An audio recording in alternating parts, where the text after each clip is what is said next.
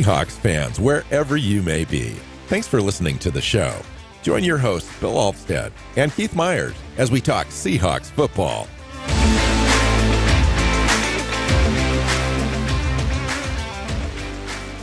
Hey, Seahawks fans. Welcome back to another episode of the Seahawks Playbook podcast. I'm your host, Bill Alvstad, sitting down with co-host Keith Myers, here to talk Seahawks football, previewing the Cleveland Browns visiting the Seahawks on Sunday in Game 7 action on the season. Should be a defensive, tough fight type of a game. If you preview these teams, which we are going to do today, I think that's the conclusion you come to. How you doing, Keith? I'm doing good. This is an interesting game. I mean, we're looking at a couple of really good defenses that have been playing really well lately and a couple of offenses that have been struggling. And honestly, it looks like a game that should be low scoring and, ugly and grind it out, which means it'll probably be a shootout. Yeah. Well, you pretty much wrapped up the entire show in about 50 seconds. I don't know if there's any reason we go on. We just predict the score and get out of here. Yeah. We should go into a little more detail than that. But. Okay. You kind of said it all, though, in that both teams' offenses are struggling. Their offense is struggling for different reasons than ours is.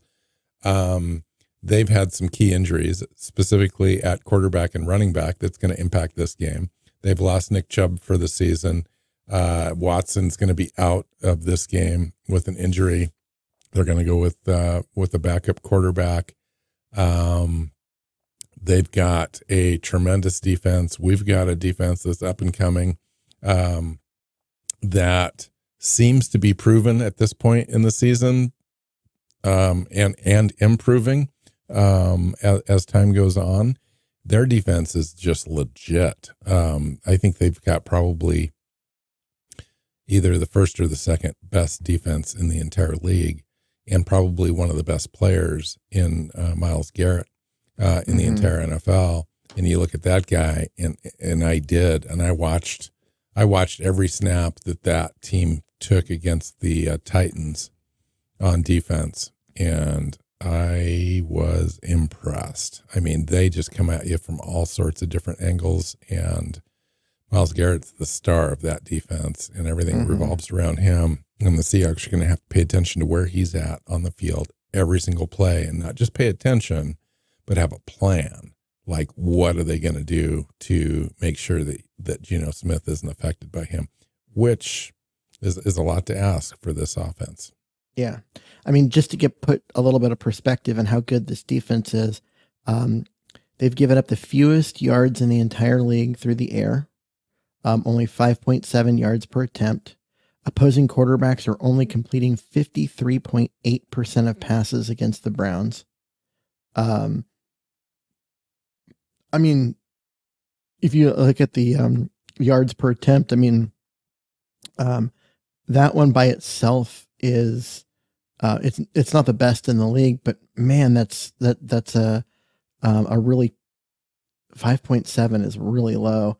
And just the total yards. I mean, they've been able to get off the field, and opposing teams have only attempted 156 pass attempts on them, because dropping your quarterback back is not an effective way to move the football against this team. Right. No, it's pretty scary. They're pretty aggressive. They look like they're going to rush 8 people against you. I mean, they only do a 4-man front most of the time. But they've got 8 guys in the box frequently because they can.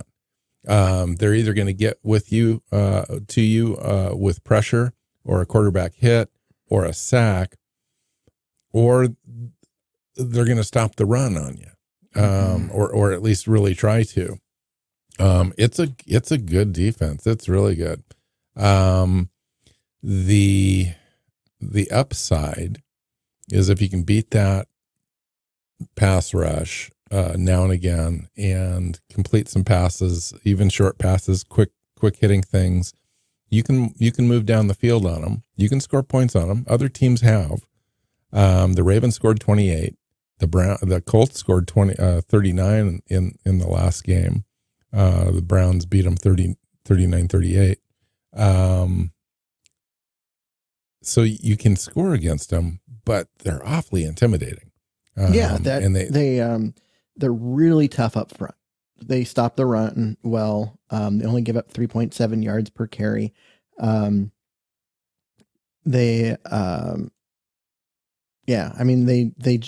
a good defense. They're fifth in the league in rushing defense. Seattle's number 2, by the way. Only giving up 3.5 yards per carry, in case you're interested.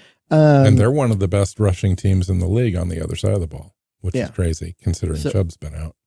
Yeah, so they're the best passing defense in the league statistically, and the 5th best rushing defense team in the league. So they're really good up front.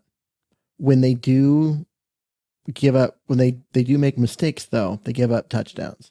You can score on them, but you have to stop that pass rush, which is hard, and then you can beat guys up over the top. They are 6 deep on that defensive line, just all across the board, plus depth at every position. One of the most impressive players that I saw on their defensive line wasn't just Myles Garrett, it was Alex Wright. Their left defensive end seemed to be all over the place and in the backfield on every play and just disrupting stuff. And he's not even the starter. He's like a rotation piece that they've got. Maurice Hurst is there, Jordan Elliott. They've got a couple guys that I have a really hard time pronouncing their names that they picked up in trades that get to the quarterback. Dalvin Tomlinson was their big get in the offseason. Zadarius Smith. It just goes on and on. Interesting that you said Alex Wright. He's only got 8 tackles and 1 sack. Yeah, but he's a complete disruptive guy. He's in the backfield all the time. It's just, they've got so many guys that they can that do get to the quarterback, that do make the stops and so forth. He's kind of that cleanup guy, kind of the Kerry Hyder type of guy, where he's playing hard. He's in there, but he's not the guy that gets all the stats. He just kind of helps everything else go. The interesting thing about Myles Garrett, talk about an impressive player. I mean, this is the first time I've really had a chance to just look at him. And he is unreal. Like, he's double teamed on virtually every snap. Teams will move players. Like, if he'll move back and forth across the defensive front. He'll play on the left side, the right side. He'll stunt in the middle. And opposing teams will literally shadow him, move players, their tight end, and a running back to go over onto his side, and he'll move across on the defensive front again, and offenses will shift their guys multiple times back and forth to try to account for him. He's one of those players where it's like, if you don't put 2 guys on him, he is going to get to your quarterback in under 2 seconds. He's just going to beat your tackle, and I don't care who it is. It's just nuts. He's just that good. One of the few players I've seen in a long time where I'm just like, I don't even know if we're going to have an answer. And we got Charles Cross coming back. It's kind of like playing against Aaron Donald. He's going to get his. In his prime. He's going to get in the backfield. He's going to make plays. He's going to hit your quarterback. He's going to get a sack or 5. It's going to happen. But what you have to do as an offense, you're never going to shut a player like that down, but you can make his life really hard. You can just contain him, keep his stats from overwhelming you. And but it's a lot of it's the same type of stuff that you used to do with Aaron Donald, and it's you roll your pocket away from him. If he lines up over on the right side, roll your pocket to your right side. So that way you're rolling away from him. I do have to say that Jim Swartz, disguised as good as they come. I mean, he is just a great defensive coordinator. Here's the deal. I think that, obviously any team, any player is beatable. You just got to be really disciplined. And I think that's the key here, is to be extremely disciplined on your offensive line and your tight ends and your running back. Oftentimes I saw on film, they would just dominate a tight end or dominate a running back. And as long as you're mentally in the game on every snap, I don't think that can happen with the Seahawks. I think Will Disley's an excellent blocker. I think our running backs, DJ Dallas and Charbonnet for sure, can come in and block really well and be disciplined at that. And then our but don't put any of those guys on a Myles Garrett one-on-one. No. Their job is to help the tackle. I can't remember who the tight end was for the Titans at this moment, but I saw Myles Garrett literally he was going to run by him, but the tight end was kind of going to go outside, and Myles Garrett just took his arm and just swiped him and threw him through the air and out of the way, and it didn't even slow him down, not even for a split second. It was just get out of my way, dude. You don't matter. I'm getting to the quarterback, and he did. It was just crazy. Okay, enough about that guy. We'll see plenty of him on Sunday. He's definitely going to make some plays. One thing I just definitely need to see from Geno is to maintain control of the ball. Like if you have to throw it out of bounds, throw it out of bounds. Try not to take bad sacks. And when you do take those sacks, you've got to hold on to the ball. You can't turn the ball over against this defense. That's one of the ways that we could lose, I think, is turnovers. He needs to get the ball out of his hands quickly, so he's not taking sacks all game, and either throw a completable pass or throw it out of bounds, because just don't take those risks. I think on the other side, well, let's just stay with Seattle on offense. You've got to be able to run the ball a little bit. That's got to be key in this game, is you've got to be able to bring up those safeties early, just so that you can have an opportunity to get the ball out and throw it downfield a little bit. You've got to be able to have plays where you've got 3 seconds of protection, so Geno has an opportunity to get the ball down the field at least 20 yards to have some big plays in this game, because you're going to need a few of those. I think also you're going to have your defense be on its game. I mean, really. Now, there's an opportunity here to really, shut down Cleveland's running game. Nick Chubb is out, but also their other backup running back, I might have his name here, is also injured, and he's going to be out as well. Let me see here. Yeah, Jerome Ford.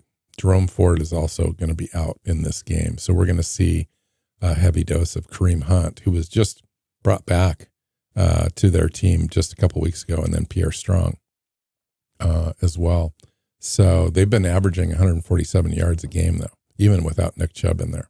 Mm-hmm. Second best rushing offense in the NFL. So let's put that to the test. Let's stop that. They've got PJ Walker is going to be their quarterback. Mm-hmm. Career backup. He's got a couple of starts. He's won a couple of games for them this year, but he's been poor. His interception ratio to touchdowns is way out there. He's been throwing for some yards. He can run a little bit, but you get to him, you pressure him, you make force some mistakes. I think that's one of the keys to the game. Got to have some turnovers in this game. It's going to be one of those dogfights. It really is, where I think it ultimately ends up being fairly low scoring, where both teams are kind of struggling a little bit now and again to move the ball. There's going to be some punts. There's going to be field position battles. Kind of an old school game, Keith. Yeah, I would agree with that. I do think Seattle has the advantage if you look at offense to offense, even though we know that Cleveland's defense is really good. So is Seattle's. I I mean, it genuinely has been really good this year. And I was just looking at a stat that the NFL keeps called net yards over average. So basically, it's given down in distance. If a player's in the game, is the offense doing better or worse than an average player? And so it's mostly based on the success that the offense or defense would have when the player's on the field versus when they're off, and then reset to a league average. And the Browns have 2 offensive players with a positive net yards over average per play. One of them is Nick Chubb, who won't be playing. Yeah. That's it. Yeah. And they've allowed 20 sacks, on the year, 6th most in the NFL. So we've got an opportunity to really kind of get after the quarterback in this game, and we need to force him into mistakes, force him into 3rd and long, force them to punt the ball and get our offense more opportunities. That will be important. I do think we can neutralize that defense a little bit by just going straight at them. One of the ways that you can beat speed is with force, and we've got that ability. I would love to see Charbonnet have a role in this game that's a little larger than the role that he's currently had so far in the season. I think he could have a good impact if he gets 10 plus touches running the ball and over 50 yards. I think that he's going to have an impact in the game. Walker has the speed to neutralize a player, an aggressive player like Garrett on the edge, some of their other players on the edge that have to maintain gap control when you face a player like Walker, or he's going to make you pay. And so they need to be careful. Maybe that helps Geno out a little bit as well. Some play action. Geno's one of the best play action quarterbacks in the NFL. So it's not all doom and gloom. It's just going to be hard. And yeah, I mean, I'm looking forward to this game, but it's one of those games where I'm kind of nervous. Yeah. I mean, when you have these low scoring games and you have these defensive things, you have like one play can make a difference. One cornerback who falls down and gives up a big touchdown, or one turnover by Geno could turn the game because your offense isn't going to put up a lot of points. There's not a lot of opportunity to make up for any mistakes that are made. So you've got to play. Yeah, we can't turn the ball over 3 times like we did last week. Yeah, you've got to play a clean football game. Don't get a ton of penalties. Execute, do your job. You know what I mean? Like, don't try and freelance. Just play well, and you do that, and you're gonna probably end up okay. But man, the margin for error is little in these games because anything that adds variance could toss it away. This defense reminds me a lot of Seattle. When you go look at them, you got a Myles Garrett. You could kind of say, well, Boye Mafe's kind of got those qualities as well. You've got some good defensive tackle play. You've got some great linebackers, and their defensive backs are pretty decent, and they're physical. And it kind of reminds me of the way Seattle likes to play, and has been playing the last 3 weeks. So it'll be an interesting game. I mean, I think if Seattle can even have a defensive score, it could be the difference. I mean, really, I see defensive score by either team is probably the difference, given the fact that offenses are going to struggle to move. A defensive score is going to have it's going to have a bigger impact than normal because that might double a team's scoring output. Yeah.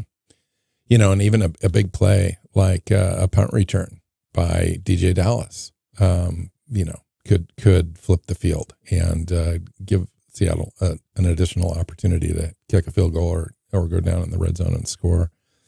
What are your keys to the game here, other than kind of what we've been talking about, we've just been kind of all over the board, but how do you kind of neutralize their defense a little bit? I think what you got to do is you really need to be okay with taking taking, short chunks and not trying to be too aggressive. You drop Geno back and you make him wait 3.5 seconds, he's going to get clobbered.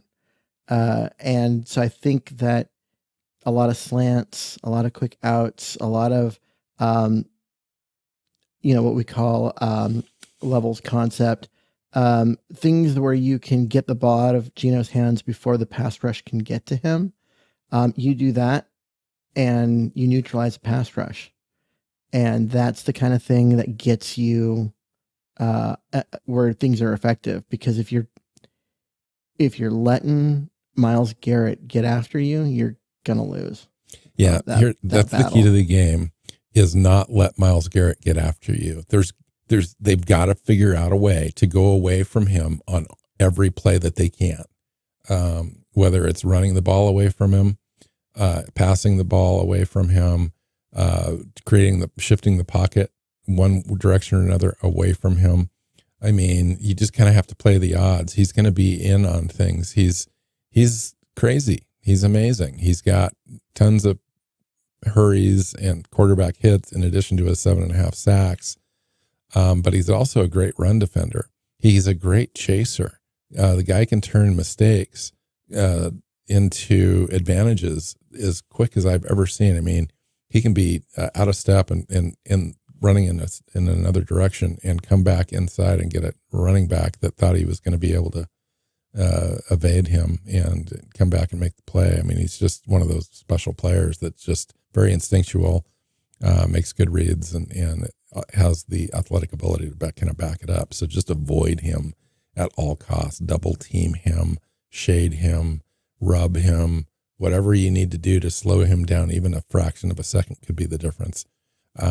Really, he's just that impactful. He's going to be one of those players where I'm just going to be watching him almost every defensive play because he's in on everything. It's kind of crazy. And they do have other players that are really good. Shelby Harris is there as well. He's got some great rotational minutes, and he's been looking good. He's surrounded by such good players. Shelby Harris is also looking good in there as well. On our defense, though, I really like our defense against their offense. Again, I think the running game is going to be diminished. It's not going to be, I don't want to take them for granted, but it's not going to be as good as it has been. I think that we can have a clear advantage there. We put PJ Walker in a obvious passing down situation and unleash on him. I don't know that he's going to be able to handle the pressure, and we can get to him, cause some disruption there. I think that's the key. I think our offense is better than their offense. We're facing similar defenses. Both of our, their offense and our offense are facing similar situations. And I think our offense has the ability to kind of figure it out. Even though we've been struggling, I do think that we have the personnel to be able to figure it out over the course of a game. I don't think that they have an answer. I honestly having a hard time figuring out, other than a defensive score or some special teams weird thing, where they're going to be able to move the ball too much on us. PJ Walker is the reason, in my opinion, for that, because he's not going to be, this isn't a guy who's going to beat you. And if he's not going to beat you, and the running game is not going to beat you because you have the second best run defense in the NFL, statistically, then how are they going to move the ball? And I could see them really struggling to get first downs, let alone points. And that's actually what you asked earlier about keys to the game before narrowing it down to, the defense. But I think the biggest key to the game for Seattle is to just get points. Don't get greedy. If you're Geno, don't get greedy. Don't, throw that 50-50 ball into the end zone and possibly give up a scoring opportunity. Feel free to throw the ball away and take the 3 points. Because if you are getting points when you have the opportunities, they're not going to be able to match you. I mean, obviously get into the end zone if you can, but don't turn the ball over like you've been doing the last 3 weeks. And I think you'll be okay. So this could be a Jason Myers game. It could very well. Now, he's been having some issues, but also he's he might be the best opportunity, the best chance Seattle has to win this game.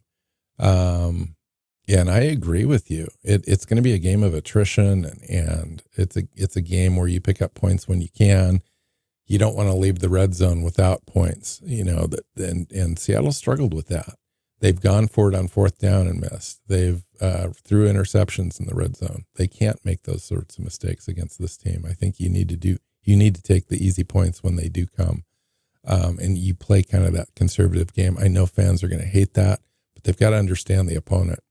They're going to be a low scoring team with a great defense, and it's a ball control kind of a game. And so, yeah, I see it, just prediction wise, I'm thinking like 17-10 Seattle.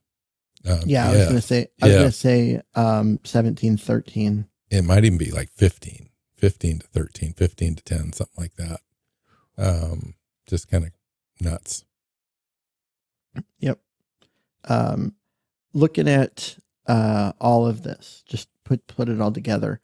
Honestly, it's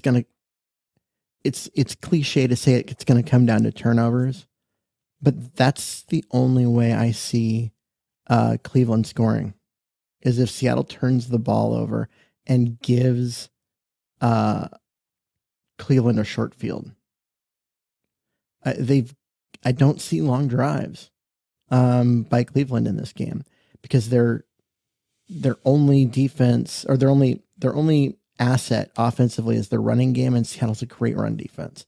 So I think that you are in a position to dominate this game defensively, and you just need to be smart.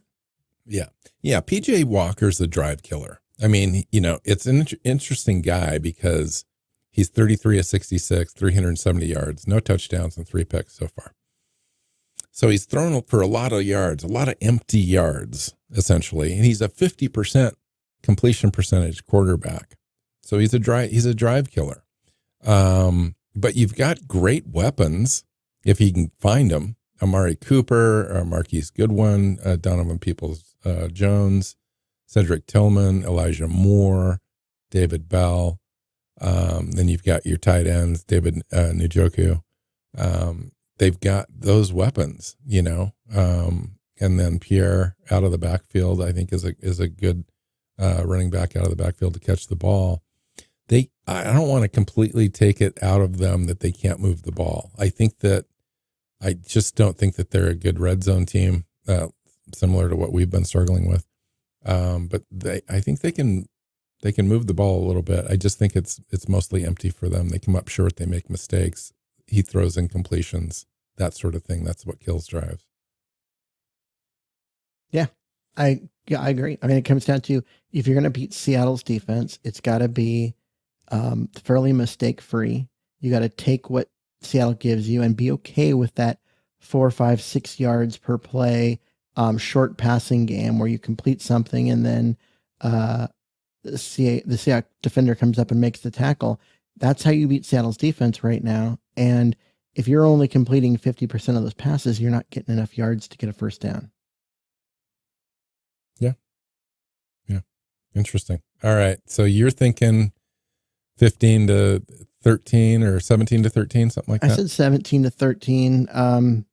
I think 16 or 19-13. Let's go 19-13 is probably better. It's a lot. That's more field goals. And I think that's much more likely of what Seattle's going to get, is a bunch of field goals in this game. Yeah. So what do you make of the idea that other teams have been able to score on them? You've got the Colts scored 38, the Ravens scored 28, the Steelers scored 26. If you go and you look at the statistics of those games, the score is what it is, but then you look at the statistical performance of the opposing offense, and it's really lackluster. And then you start going, okay, well, how is this possible? A lot of it is a lot of short fields. They're giving up points when the offense turns the ball over. And so when you get a short field and you can go after a the end zone and knowing that you're already in scoring range, that's when our teams are putting up points on them. If Cleveland doesn't turn the ball over, they don't give up much in terms of the way of points. It's not a lot of long drives. Yeah. Interesting. All right, let's go get this one. We came out of the week 5-2. I talked briefly last show about Purdy in San Francisco being in concussion protocol. Apparently, he's had 2 practices now, and looks like he's going to be available to play their game against Cincinnati. I still think that's going to be a tough game for them. There's a chance that San Francisco drops their 3rd game in a row, and if so, if Seattle can win, we come out of the weekend first place in the division, which is a good place to be. So I'd like to see that happen for sure. Fun weekend though of football. Anything else, Keith? No, I agree with you. Let's just go get the win. Let's go in there, get the win, get out of there. I did want to mention, looks like we're going in pretty healthy. Full participation in practice: Ken Walker, Bobby Wagner, Damian Lewis, Ken McIntosh, who has not yet been designated to come back yet. He's got that 21-day window. Evan Brown, full participant. Charbonnet, Brooks, Fant, Eskridge, who they still need to bring onto the roster if they want him on there. Tyler Lockett, Jamal Adams, all full participants. Phil Haynes was the only one listed as doubtful. Yeah. So, and honestly, he's lost his starting job anyway. So he has. We're less worried about it. He got Wally pipped. He got hurt. Someone else came in and stole his job. So let me ask you this. Well, right before we leave, I'm sorry to kind of bring everyone back in, but Oluwatimi and Evan Brown, and then you've got the situation at tackle with Forsyth and Cross, and Damian Lewis is good now. So it looks like Oluwatimi's, could potentially be the odd person out this weekend. Yeah. I would say that's most likely, is that Oluwatimi returns to the sideline and they run with Damian Lewis and Evan Brown at the 2 guard spots along with Bradford. I think I feel slightly better about that, given the nature of their defensive line, just having that little extra experience in there and line calls and all that kind of stuff. I don't know. It's hard. I mean, what to me is, I think that Brown gives them the experience and that kind of stuff. He's also just a little bit bigger, and sometimes you are just like, what, the extra bulk can actually be an incentive to keep that guy in there because he's harder to push around.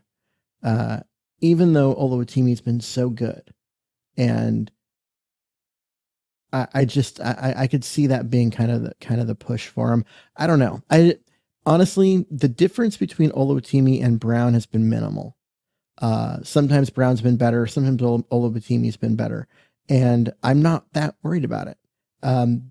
What would frustrate me is if Phil Haynes comes back and unseats Bradford, because Bradford's been good and Haynes has been not mediocre. So Forsyth has started 4 games, but this is going to be the biggest challenge of his career. Oh, probably, yeah. Be very interested to see his feet movement. Yeah, and that was the key when I watched the tape against Myles Garrett. Every one of those tackles and guards and tight ends that I watched seemed like their feet were stuck in sand. That's the only benefit of having a guy like Charles Cross. I wish Abe Lucas was playing, because his feet are even better than Cross's. But to have tackles, especially that can move, is a good thing. And Forsyth so far has had pretty decent pass rush grade and so ability. Long.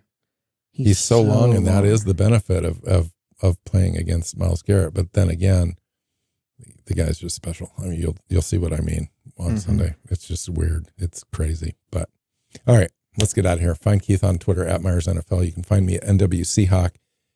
Find the show at Seahawks Playbook Podcast on all your major podcast platforms and our YouTube channel. And when you get there, hit subscribe. So until next time, go Hawks. Go Hawks. Seahawks Playbook podcast listeners, thanks for joining us for another edition of the show. You can find us on Twitter. Bill is at NWSeahawk, Keith is at Myers NFL, and the show is at Hawks Playbook. You can listen and subscribe to the show at SeahawksPlaybook.com.